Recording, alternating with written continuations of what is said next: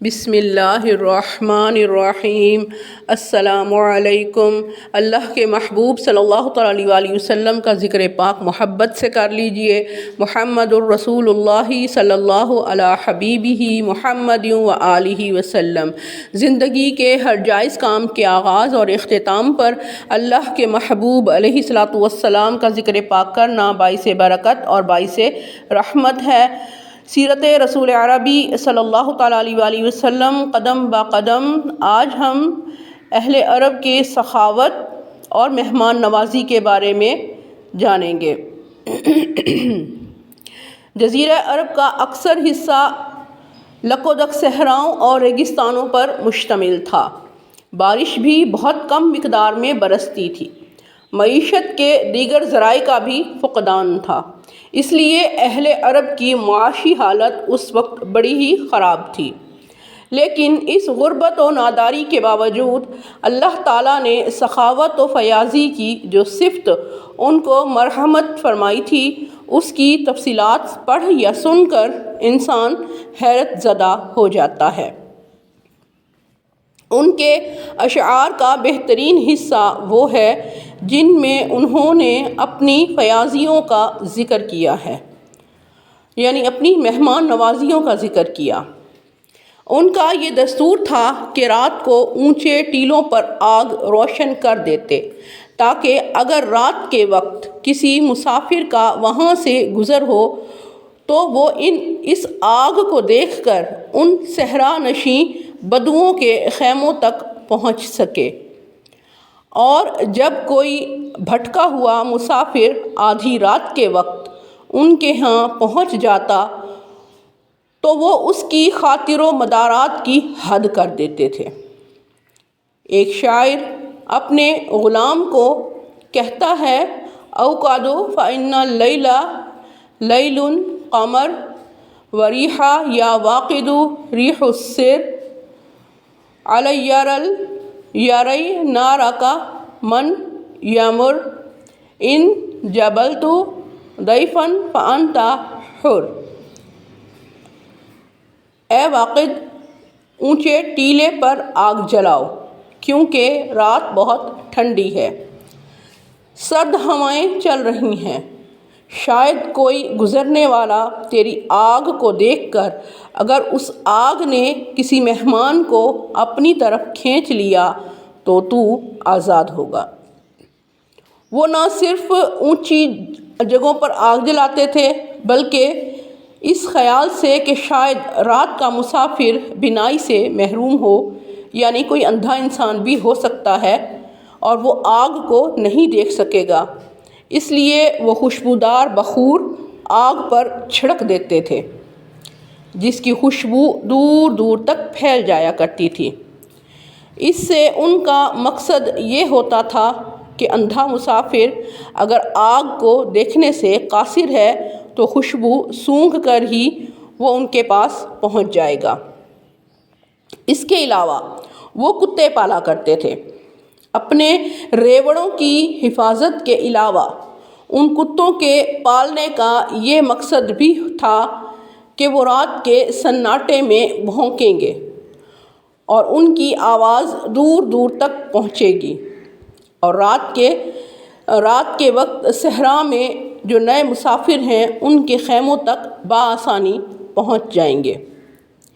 ایک شاعر اپنے کتے کے بارے میں اپنے بیٹے کو وصیت کرتے ہوئے کہتا ہے: اوصیک خیرا بہ فإن لہ خلا یقال ان ازال احد احمدها یدل ضیفی علی فی غسق اللیل اذا النار نام موقدها۔ اے بیٹے، میں تجھے اس کتے کے بارے میں وصیت کرتا ہوں کہ تم اس کے ساتھ اچھا برتاؤ کرنا، کیونکہ اس میں ایسی خوبیاں ہیں جن کو میں بہت پسند کرتا ہوں۔ یہ رات کی تاریکی میں میرے مہمانوں کو اس وقت میرے پاس لے آتا ہے جب آگ جلانے والا سو جایا کرتا ہے۔ ان کی سخاوت کے چند واقعات ملاحظہ فرمائیں۔ سالم بن قحفان کے پاس اس کی بیوی کا بھائی آیا تو اس نے اپنے اونٹوں میں سے اسے ایک اونٹ دیا اور اپنی بیوی سے کہا کہ جاؤ رسی لے آؤ تاکہ وہ اس اونٹ کو اپنے اونٹوں کی قطار کے ساتھ باندھ دے۔ پھر اس کو دوسرا اونٹ دیا اور اپنی بیوی سے رسی طلب کی۔ پھر تیسرا دیا، اس کے لیے رسی طلب کی، یہاں تک کہ بیوی نے کہا کہ میرے پاس تو اب کوئی رسی ہی نہیں ہے۔ تو سالم نے کہا علی الجمال وعلیک الحبال، یعنی اونٹ دیتے چلے جانا میرا کام ہے اور اونٹوں کے لیے رسیاں مہیا کرنا تیرا کام ہے۔ یہ سن کر اس کی بیوی نے اپنا دوپٹہ اتار کر اس کی طرف پھینکا اور کہا کہ اس کو پھاڑ پھاڑ کر رسیاں بناتے چلے جاؤ۔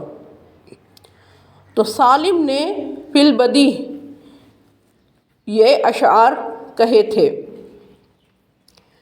لا تعدینی فی العطاء ویسری لکل بعیری جاء طالبہ حبلا، تو مجھے بخشش اور عطا میں ملامت نہ کرنا، اور اونٹ کا طلب کرے جب بھی کوئی آئے، یعنی اونٹ کا طلبگار جب بھی کوئی آئے تو اس کے لیے رسی مہیا کرنا۔ فَإِنِّي لَا تَبْكِي عَلَيَّ أَفْعِفَ لَهَا إِذَا شَبِعَتْ مِنْ رَوْدِ أَوْطَائِهَا بَقَلًا، کیونکہ اونٹوں کے بچے جب تک انہیں چرنے کے لیے گھاس ملتا رہے میری موت پر نہیں روئیں گے۔ فَلَمْ أَرَيْ مِثْلَ الْإِبِلِ مَالًا لِمُقْتَنِي وَلَا مِثْلَ آيَاءِ الْحُقُوقِ لَهَا سُبُلًا، میں اونٹوں کی مانند کوئی دوسرا مال نہیں دیکھتا جس کو بچا کر اپنے پاس رکھا جائے، اور جب حق ادا کرنے کا وقت آئے تو ان سے بہتر اور کوئی ذریعہ نہیں ہے۔ اس کی بیوی بھی سخاوت اور فصاحت میں اپنے خاوند سے کم نہیں تھی۔ یہ شعر سن کر اس کی شاعری کی حس بھی بیدار ہوئی اور اس نے فی البدیہ جواباً کچھ اشعار کہے: حلفت یمینا یا ابن القحفان